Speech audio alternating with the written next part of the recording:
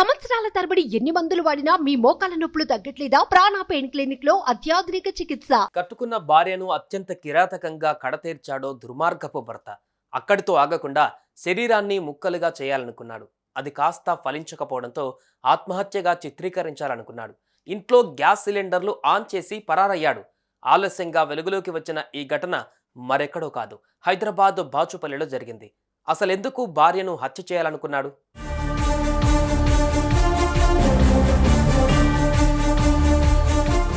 అందమైన భార్య రావాలని ప్రతి మగాడు కోరుకుంటాడు. కానీ నాగేంద్ర భరద్వాజ్కు మాత్రం అందంతో పాటు తెలివైన భార్య వచ్చింది. సాఫ్ట్వేర్ ఉద్యోగం చేస్తూ భర్తకు ఆర్థికంగా సాయపడుతుంది. తమకు పుట్టిన బిడ్డకు మంచి భవిష్యత్ ఇవ్వాలన్న ఆలోచనతో కష్టపడుతోంది. కానీ ఆశ చావని నాగేంద్రకు డబ్బు పిచ్చి పట్టింది. వరకట్న వేధింపులు మొదలుపెట్టాడు. డబ్బు డబ్బు అని పిశాచిలా ఆమె వెంటపడ్డాడు. ఆఖరికి ప్రాణాలు తీశాడు.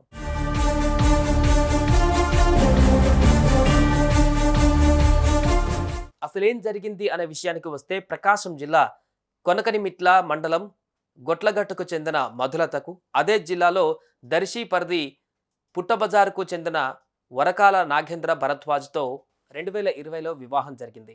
పెళ్లి అనంతరం బాచుపల్లి సాయి అనురాగ్ కాలనీలోని ఎంఎస్ఆర్ ప్లాజాలో ఉంటున్నారు. దంపతులిద్దరూ సాఫ్ట్వేర్ ఉద్యోగులు కావడంతో సంపాదన కూడా బాగానే ఉండేది. వీరికి 18 నెలల శ్రీజయ్ అనే కుమారుడు ఉన్నాడు. ఇంతవరకు బాగానే ఉంది. కుమారుడు పుట్టిన కొద్ది కాలానికే తన నిజస్వరూపాన్ని బయటపెట్టాడు. భార్య మధులతను చిత్రహింసలకు గురి చేసేవాడు. అదనపు కట్నం తీసుకురావాలని అప్పట్లో ఏం పెట్టలేదని టార్చర్ చేసేవాడు. తిడుతూ కొడుతూ ఉండేవాడు. దీంతో మధులత విషయాన్ని తన తండ్రికి చెప్పి పుట్టింటికి వచ్చేసింది. ఆమె తండ్రి కాస్త పెద్దల సమక్షంలో విషయాన్ని బయటపెట్టాడు. పెద్దలు వచ్చి వీరిద్దరికి రాజీ కుదిర్చి ఫిబ్రవరి 15న కాపురానికి పంపారు.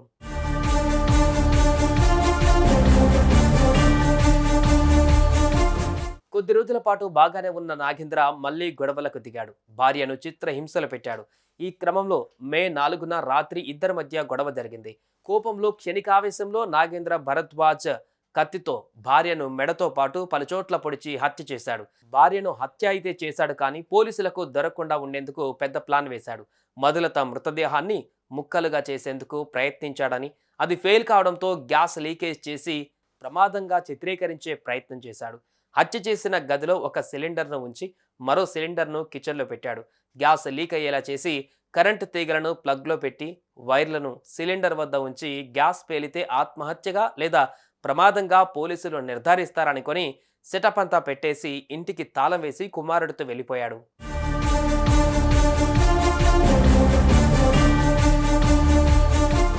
తన ఇంటి నుంచి కుమారుడితో కలిసి చందానగర్లోని తన స్నేహితుడు శ్రీనివాస్ ఇంటికి వెళ్ళాడు. విషయాన్ని అతనికి చెప్పగా పోలీసులకు విషయాన్ని చెప్పాలని సూచించడంతో అక్కడే ఉన్న కత్తితో ఛాతీపై పొడుచుకున్నాడు. శ్రీనివాస్ పోలీసులకు కాల్ చేసి చెప్పగా వారు వచ్చి భరద్వాజ్ను ఆసుపత్రికి తరలించారు. అనంతరం వీరింటికి వెళ్లి చూడగా అప్పటికే అపార్ట్మెంట్లోని చుట్టుపక్కల వారికి గ్యాస్ వాసన రావడంతో మధులత ఇంటి డోర్లు పగలగొట్టి లోపలికి వెళ్లి చూడడంతో ఆమె రక్తపు మడుగుల ఉంది.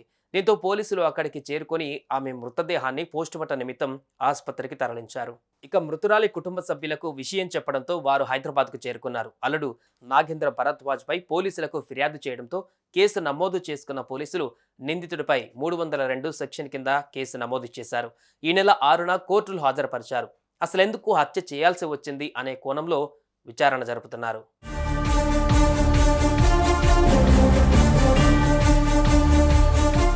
కట్టుకున్న భార్యతో కలకాలం సుఖంగా జీవించాల్సింది పోయి ఆమె ప్రాణాలు తీశాడు నాగేంద్ర. ఇప్పుడు కటకటల పాలయ్యాడు. ఏ పాపం తెలియని ఆ పసివాడు అటు తల్లి లేని వాడయ్యాడు. ఇప్పుడు ఆ బాలుడి ఆలనా పాలన చూసేది ఎవరు? క్షణికావేశంలో చేసిన పని ఓ కుటుంబాన్ని నామరూపాలు లేకుండా చేసింది. సుమన్ టీవీలో మీ పర్సనల్ అండ్ బిజినెస్ ప్రమోషన్స్ కోసం కింది నెంబర్కి కాంటాక్ట్ చేయండి.